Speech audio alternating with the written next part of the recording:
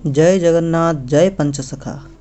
दोस्तों, पंचसखा तथा महापुरुष अच्युतानंद की भविष्यत मालिका के अनुसार आने वाले समय में उल्कापात से लेकर विश्वयुद्ध तक, खंड प्रलय से लेकर रोग महामारी के माध्यम से विश्व में बहुत बड़ी जनक्षय होगा। तो विश्व के लगभग हर देश इसमें प्रभावित होंगे।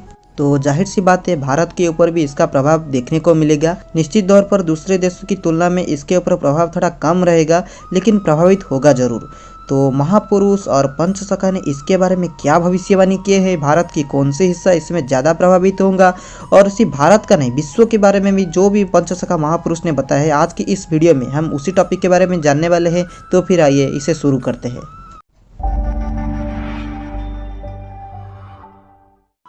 तो मालिका के हिसाब से विश्व में एक बहुत बड़ा भौगोलिक परिवर्तन घटेगा। जैसे कि जब जल प्रलय होगा तो कई सारे देश ऐसे होंगे, देश या फिर द्वीप जो पूरी तरह से पानी में डूब जाएंगे, उनका अस्तित्व नहीं रहेगा आने वाले समय पर या फिर सत्ययुग को। लेकिन ऐसे भी बहुत सारे द्वीप होंगे, महाद्वीप होंगे जो कि आने वाले समय पे जन्म लेंगे, उनका उदय होगा। तो हर देश पे या फिर हर जगह पर जल प्रलय के कारण समान नहीं रहने वाला। जैसे कि भारत या फिर उसके आसपास देशों की जो जल प्रलय आएगा बहुत बड़ा, उसका रीजन रहेगा कि उल्कापात। लेकिन कई जगह पर ऐसा होगा जहाँ पर सुनामी की वजह से विपर्जय आएगा, जल प्रलय आएगा, और कई जगह पर बर्फ पिघले जाने पर भी जल प्रलय होगा। लेकिन जो देश इसमें प्रभावित होंगे, मालिका में बहुत सारे देश के नाम लिखा है, जैसे कि ब्रिटेन या फिर इंग्लैंड आप मान सकते हो। तो इंग्लैंड में जो जल प्रलय होगा, वो जो द्वीप है आज के समय पर, वो पूरी तरीके से तो पानी में नहीं डूबने वाला, लेकिन उसका बहुत ही बड़ा हिस्सा पानी में डूब जाएगा। उसका एक छोटा सा हिस्सा वो बच जाएगा जहां पर भक्त लोग शासन करेंगे, और जहां पर प्रभु कल्कि खुद जाकर वहां की एक भक्त को राजा बनाएंगे, और उसे राजा बनाने के बाद वो भारत वापस आ जाएंगे। तो एक और ही देश है जिसके बारे में महापुरुष ने मालिका में लिखे है, जापान।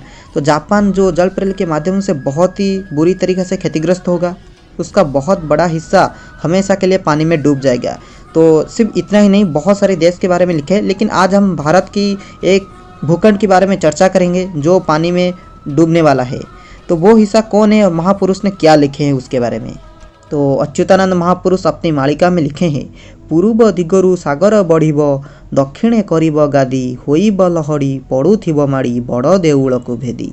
अर्थात एक बड़ा सा जल प्रलय आएगा जो कि पूरी की भगवान श्री जगन्नाथ की मंदिर को भेद कर आगे जा रहा होगा। जिस समय पर प्रभु छतिया बोट में होंगे, जिस समय पर 22 पावच पर मीन खेल रहे होंगे, उसी समय पर क्या होगा, पूर्व और दक्षिण में सुनामी आएगा और चला भी जाएगा। लेकिन भारत की दक्षिण हिस्सा मतलब दक्षिण भारत की कुछ हिस्से हमेशा के लिए पानी में डूब जाएंगे। यहाँ पर लिखा गया है कि दक्षिणे करीब गादी, मतलब दक्षिण भारत की कुछ हिस्सा पर समुद्र की पानी पूरी तरह से कब्जा करेगा, वो हिस्सा हमेशा के लिए पानी में डूबने वाला है।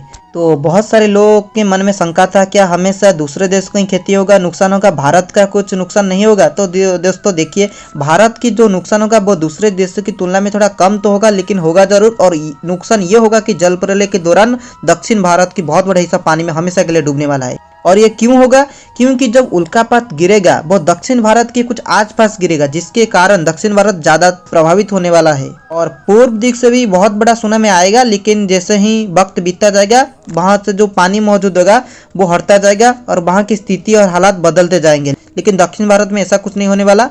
हाँ, कुछ हिस्सा तो जरूर मुक्त होंगे पानी से, लेकिन बहुत बड़ा हिस्सा चला जाएगा समुद्र के अंदर। तो मन में शंका आता है कि पानी जब आएगा तो कितनी अंदर तक आएगा।